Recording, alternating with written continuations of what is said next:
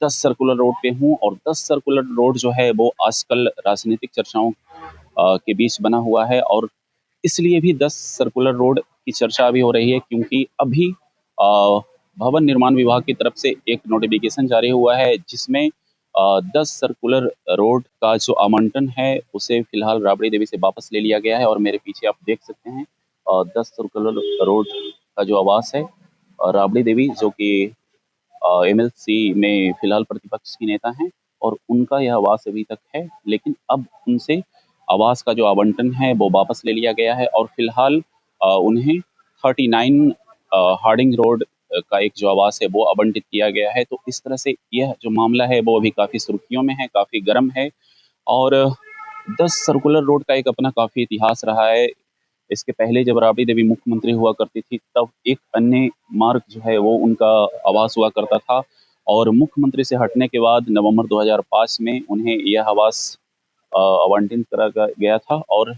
इसी में राबड़ी देवी के साथ उनके जो पति हैं पूर्व मुख्यमंत्री लालू यादव, तेजस्वी यादव, उनकी पत्नी और तमाम जो उनके फैमिली से, उनके परिवार से जुड़े हुए जो लोग हैं वो इसमें रहते थे और कहीं न कहीं अ, एक पार्टी के तौर पे राजद का यह अनौपचारिक तौर पे अभी तक राजनीतिक का केंद्र भी रहा था। एक समय कभी नीतीश कुमार यहाँ पे चल कर के अपने आवास से आए थे और बीजेपी से जब उनकी खटपट हुई थी तब उन्होंने राबड़ी देवी से सरकार बनाने के लिए समर्थन माँगा था। तो उस समय भी यह आवास काफ़ी सुर्खियों में आया था और अब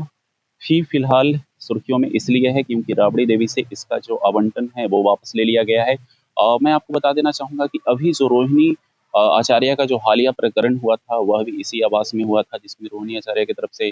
तेजस्वी और जो उनके अन्य जो सहयोगी हैं उन पर मारपीट का आरोप लगाया गया था। तो लगातार जहाँ तक सुर्खियों की बात है तो सुर्खियों में यह आवास जो है फिलहाल बना हुआ है। आप मेरे पीछे देख सकते हैं गाड़ियों की जो गतिविधियां हैं, गाड़ियां आ जा रही है और यह पटना का सर्कुलर रोड है। यहीं पे 10 सर्कुलर रोड जो है राबड़ी देवी का आधिकारिक आवास अभी तक था, लेकिन अब उनके आवास का जो आवंटन है भवन निर्माण विभाग की तरफ से रद्द कर दिया गया है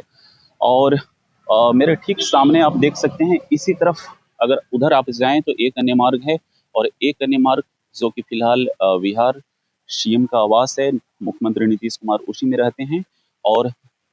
10 सर्कुलर रोड की अगर हम बात करें तो 10 सर्कुलर रोड राजद का जो एक्टिविटी है उसके सेंटर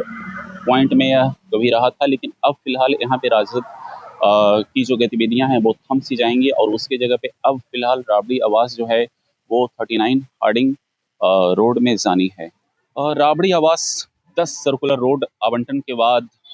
इस मामले को लेकर के जो राजनीतिक जो प्रतिक्रियाएं हैं वह भी आनी शुरू हो गई है। ताहम इस मामले को लेकर के राजद की तरफ से इसे बदले की कार्रवाई बताया गया है और राजद के जो प्रवक्ता हैं शक्ति यादव और एजाज अली उन्होंने इसे सरकार और बीजेपी की सरकार में बढ़ते वर्चस्व का नतीजा बताया है। इन जो स्पोक्स पर्सन है उनका कहना है कि बीजेपी की यह कहीं न कहीं एक बदले की जो कार्रवाई है उसको दिखाता है। वहीं हम अगर सरकारी पक्ष की बात करें तो इस मामले में जेडीयू के जो स्पोक्स पर्सन है राजीव रंजन उनका बयान आया है और उन्होंने इसे एक रूटीन प्रोसेस का हिस्सा बताया है। राजीव रंजन के अनुसार उन्हें भवन निर्माण विभाग की जो तय प्रक्रिया है उसके तहत दूसरी आवास जो है वो आवंटित करी गई है। तो इसमें कहीं से भी कोई जो राजनीतिक एंगल या अगर हम पॉलिटिकल एंगल की बात करें तो उन्होंने इस मामले को लेकर के साफ तौर पे मना किया है। और इस मामले को लेकर के रोहिणी आचार्य का भी ट्वीट आ गया है। उन्होंने इस मामले में नीतीश कुमार पर निशाना साधते हुए कहा है कि इस तरह से जो लालू फैमिली है उन्हें परेशान करने की एक जो साजिश है वो चल रही है, लेकिन लालू फैमिली पूरी तरह से एकजुट है और उनकी जो आपसी मतभेद है वो लोग सुलझा लेंगे, लेकिन सरकार की जो बदले की कार्रवाई है उसका वे लोग डट करके मुकाबला करेंगे। देखिए अभी पटना के हार्डिंग रोड में मैं पहुंचा हूं, मेरी मौजूदगी हार्डिंग रोड में है। आप देख सकते हैं यहाँ पे गाड़ियों की आवाजाही और जहां तक 10 सर्कुलर रोड राबड़ी आवास की बात करें तो इसका जो आवंटन है वो रद्द करने के बाद